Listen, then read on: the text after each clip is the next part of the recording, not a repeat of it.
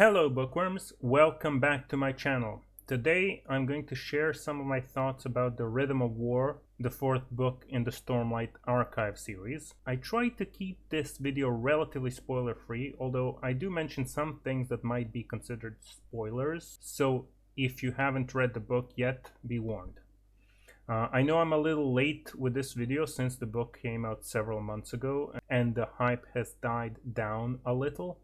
I didn't really want to make a video about it so soon after I finished reading it, because sometimes when I finish reading or watching something I don't feel like talking about it for a while.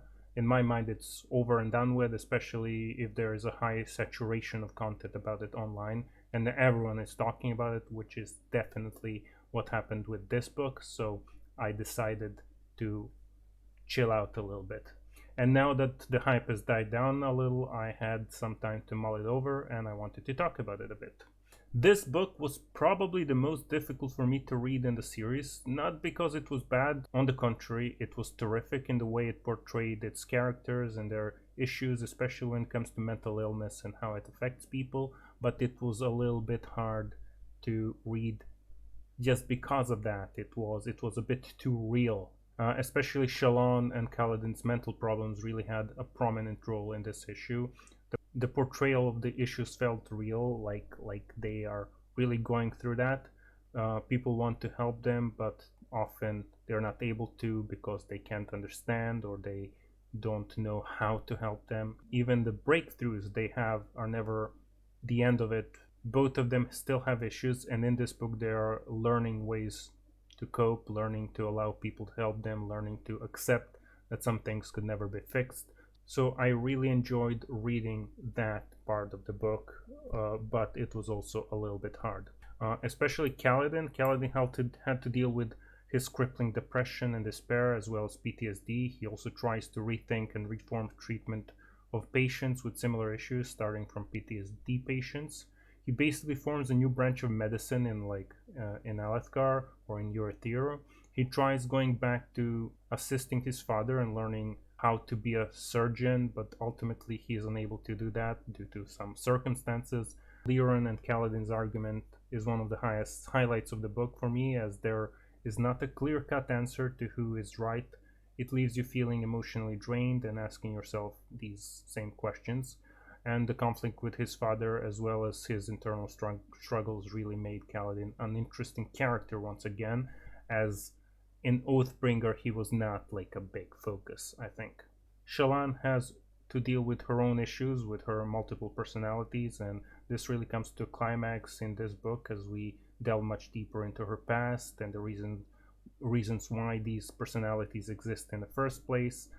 I don't know if this is a realistic portrayal of multiple personalities, but it does seem mostly in line with what I have read or seen in interviews with people who have this disorder, so it seems like it's a realistic portrayal. I can't really say though.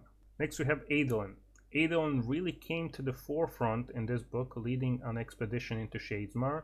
The Shadesmar plotline was much more interesting in this book than in Oathbringer, in my opinion. He has an extremely important task of convincing more Honorspren to bond with new Windrunners, since Windrunners are basically the backbone of Dalinar's army now, as they can fly and they can do all the stuff that a regular army can't. And the combat has definitely changed from the previous books, since enemies can also fly. His relationship with Maya, his Shardblade, or like dead Spren, developed even more in the sequel, and the culmination of that was a great moment in this book. He also has to deal with his strained relationship with Dalinar as he tries to live up to his father's expectations and fails. Similar to Kaladin's plotline with Liran, Adolin does not become what is expected of him. He tries to achieve his goal in his own way and not follow the path his father laid out for him. Navani is another character that really takes center point after being mostly in the background for the rest of the series. Her character development might not be as dramatic as the other characters in the book, but it is no less interesting. We learn more about Gavilar from her and see another side of her late husband which not many people know about. She develops a tentative relationship with the sibling, the Towerspren, who is distrustful of humans and especially distrustful of Navani herself due to her scientific experiments on Spran in the past. She transforms from being an administrator or patron of scholars to becoming a true scholar, the thing she always really wished to be, which is oddly enough granted by the main villain of the book. And speaking of Raboniel, she's a complex antagonist, as most Sanderson's bad guys are. She has relatable motives, and the reader understands her point of view. I especially loved every interaction Raboniel and Navani had together, working together earnestly on the scientific problems. Yes, science! While each trying to maneuver the other behind the scenes. So that was like a great little dynamic between those two. And yeah, Raboniel was a great antagonist, and you could really understand where she was coming from, but you could still root against her. Next we have Venli. Venli was also one of the major point of view characters in this book, but I didn't really feel she had that much to do in this book. We focused mostly on her process of becoming a Knight Radiant and her moral struggles. While she did have a character arc, I still didn't feel as invested in reading about her as much as I did the other characters. The flashbacks to her earlier life with the listeners were okay, but I felt like we were treading old ground, and I knew about much of that story from earlier accounts, just we were seeing it from Venli's perspective now. Of course, there are more important characters and plot lines that I haven't mentioned, as this is a beast of a book with so much ground to cover that I would have to make a video more than a few hours long to cover all of it or most of it. We had the Teravangian plotline with Set and Renarin, which turned out pretty unexpectedly and is going to be really interesting how it develops in the future. We had Dalinar and Yasna waging war in Emul with the Mink. I really like that guy, the Mink. He was pretty cool. The heralds popping out all over the place, Wit doing his own thing, probably hundreds of other characters and plot lines I forgot to mention.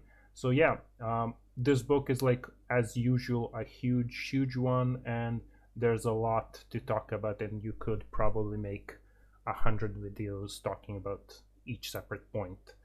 So this is like more of just an overview of the main storyline and the main characters. Mostly characters, I guess. Now, talking about a few bad points, nothing too bad, but I do feel that this book dragged a little bit in certain places, and Sanderson feels like he needs to keep each giant volume as long or longer than the previous one.